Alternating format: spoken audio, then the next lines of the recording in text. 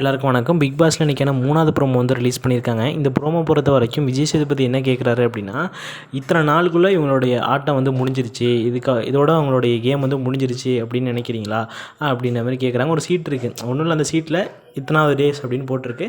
அந்த டேவை காட்டி இதோட அவங்களோட கேம் முடிஞ்சிருச்சு அப்படின்ற மாதிரி சொல்லணும். முத்துக்குமரன் 14 அப்படிங்கிற அந்த சீட்டை எடுத்து சம்மந்தி பிரச்சனைக்கு அப்புறம் வந்து பார்த்தோம்னா அன்சிதா அவர்கள் வந்து பார்த்தோன்னா நம்ம பார்க்க முடியல, 14 நாள் தான் வந்து பார்த்தோன்னா அவங்களுடைய கேம் நம்ம பார்க்க முடிஞ்சிச்சு அப்படின்ற மாதிரி அன்சிதா பற்றி முத்துக்குமரன் அவர்கள் வந்து சொல்கிறாரு.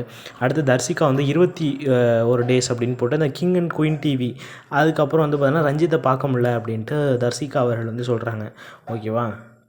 அப்புறம் விஜய் விஷால் வந்து பார்த்தோம்னா ஜாக்லின் அவர்களுக்கு வந்து கொடுக்குறாங்க. என்ன டே அப்படின்றது நம்மளுக்கு சரியாக தெரியல.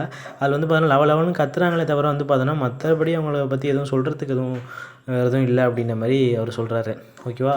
உடனே ஜாக்கும் திரும்பி விஜய் விஷாலுக்கு வந்து ஒரு சீட் வந்து கொடுக்குறாங்க. என்னென்னா 25, அதாவது ஃபஸ்ட் 25 நாள் வந்து காமெடி வச்சு ஓட்டிட்டான். அடுத்த 25 நாளும் காமெடி வந்து ட்ரை பண்ணான். ஆனால் அது வந்து அவனுக்கு வந்து முடியல அப்படின்ற மாதிரி நம்ம ஆடியன்ஸ் என்ன நினச்சோமோ அதே வந்து பார்த்தோம்னா ஜாக்லினோட மைண்ட் வாஷாக இருந்தது அப்படின்ற மாதிரி தான் சொல்லி ஆகணும்.